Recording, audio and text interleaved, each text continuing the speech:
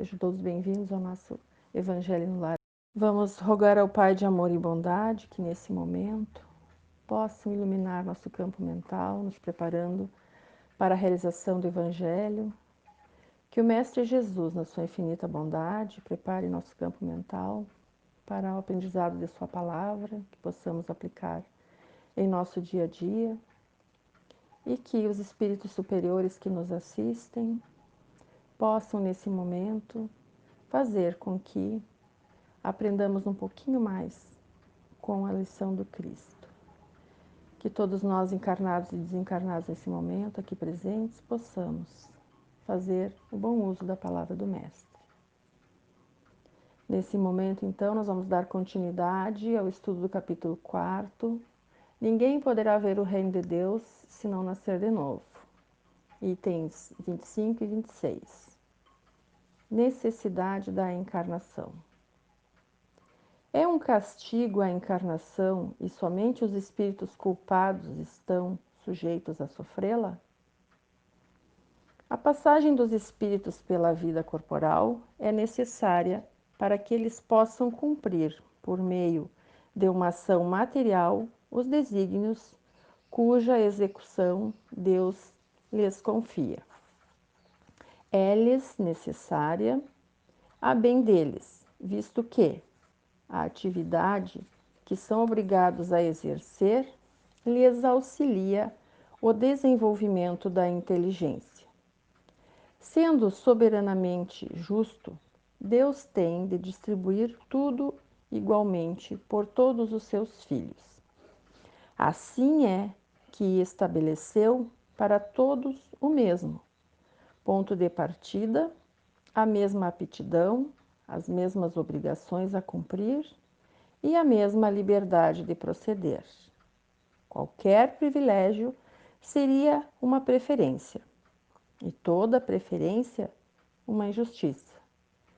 Mas a encarnação, para todos os espíritos, é apenas um estado transitório.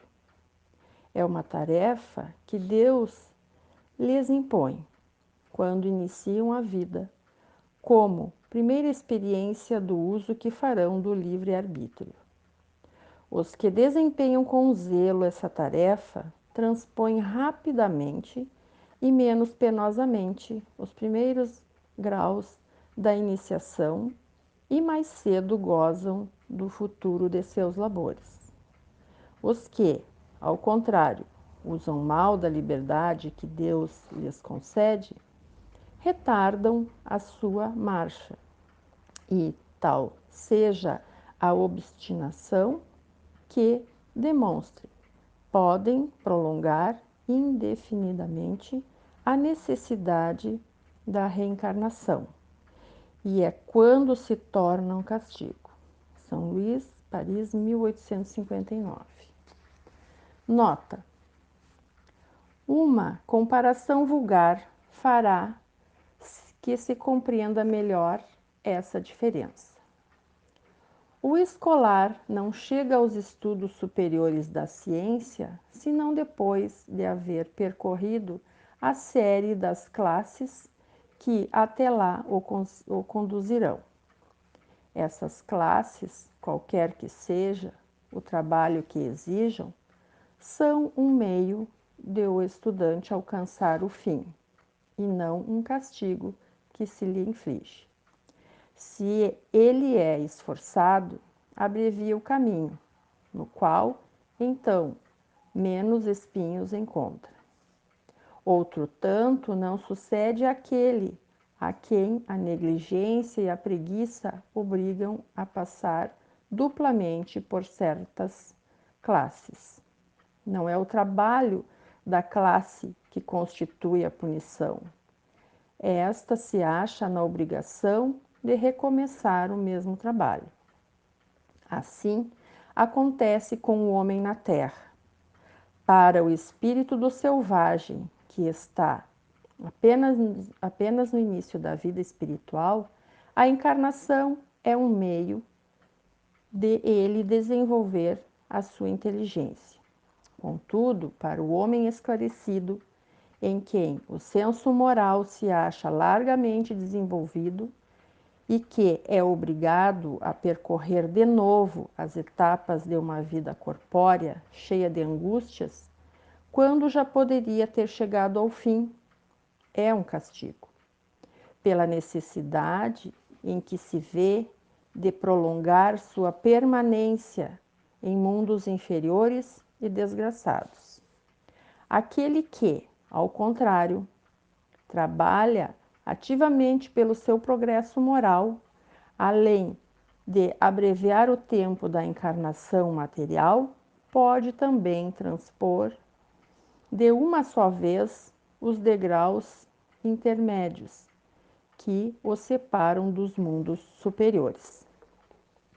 Não poderiam os espíritos encarnados, uma só vez em determinado globo, e preencher as tarefas diferentes, suas diferentes existências? Semelhante modo de ver só seria admissível se, na Terra, todos os homens estivessem exatamente no mesmo nível intelectual e moral. As diferenças que há entre eles, desde o selvagem ao homem civilizado, mostram quais os degraus que têm de subir. A encarnação, aliás, precisa ter um fim útil. Ora, qual seria o das encarnações efêmeras das crianças que morrem em tenra idade? Teriam sofrido sem proveito para si, nem para outrem. Deus, cujas leis todas são soberanamente sábias, nada faz de inútil. Pela reencarnação no mesmo globo, quis ele que os mesmos espíritos, pondo-se novamente em contato, tivessem ensejo de reparar seus danos recíprocos, por meio das suas relações anteriores. Quis ele, disso, estabelecer sobre base espiritual os laços de família e apoiar uma lei natural, os princípios da solidariedade, da fraternidade e da igualdade. Amados irmãos, esses dois itens, esse item precedido dessa nota, nos faz refletir muito sobre o que estamos fazendo aqui nesse orbe.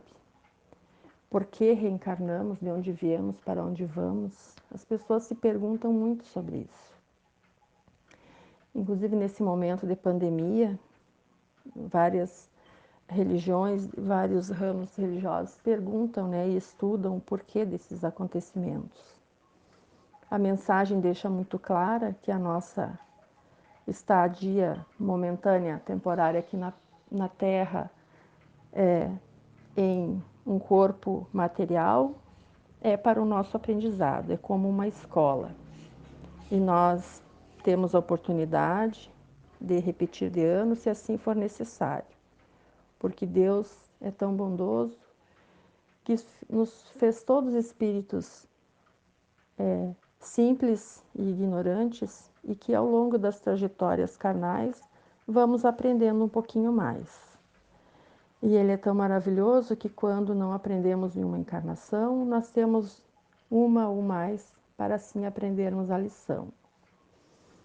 E nesses tempos de pandemia, como fala aqui no final da nota, que fala que nos dá a oportunidade de aprendermos a solidariedade, né? A fraternidade e a igualdade, este é o momento.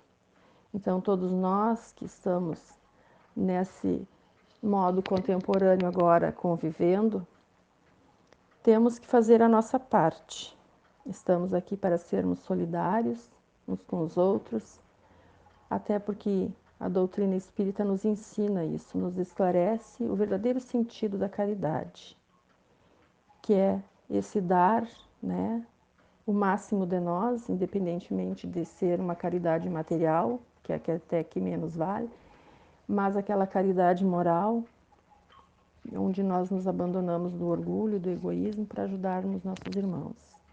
E nesse momento de transição que a Terra está passando, podemos perceber que essa pandemia vem para reforçar o que a gente já sabe, principalmente nós espíritas, que somos todos iguais perante Deus, e faz reforçar então a humanidade inteira, independente das crenças, que alguns irmãos, cada um tem a sua, mas nos faz vermos que realmente somos todos iguais perante Deus, independentemente de credo, de raça, de etnia. Nesse momento, somos todos iguais. Toda a humanidade está buscando, né, um conforto, uma maneira de conseguir sair dessa crise, e vamos precisar de muita humildade passando essa pandemia, né, muita humildade para podermos ajudarmos assim uns aos outros, porque ficarão feridas, sequelas, tanto na parte da economia, psicológica, espiritual, moral de muita gente.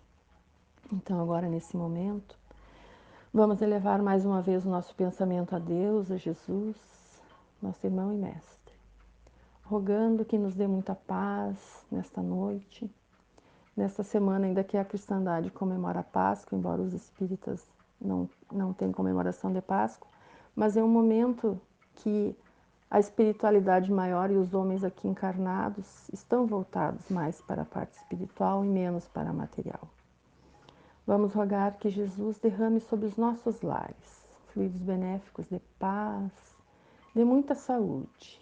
Que Jesus possa fazer uma varredura em nossos lares, naqueles irmãos e amigos nossos que nós temos no nosso pensamento nesse momento, tirando miasmas, negatividades e envolvendo nossos lares na sua luz branca e alva. Que possamos receber de Jesus a sua paz nesse sábado, que possamos ser envolvidos eternamente por essa luz divina de Jesus. Que essa luz nos trate, nos acalme e nos dê força para assim podermos continuar na nossa encarnação fortes, ávidos na realização da caridade maior, que Ele tanto nos ensinou com seu amor. Vamos ainda rogar aos médicos e enfermeiros do espaço que coloquem nas águas, essas águas que estão sobre as mesas, nas nossas jarrinhas, que essas águas possam receber o fluido medicamentoso de tratamento, de cura e até de vacina nesse momento. Que ao tomarmos dessa água possamos ser tratados, vacinados, e se assim for a vontade do Pai, que Ele nos envolva com sua paz. Uma boa noite a todos os irmãos e que a paz de Jesus esteja com todos.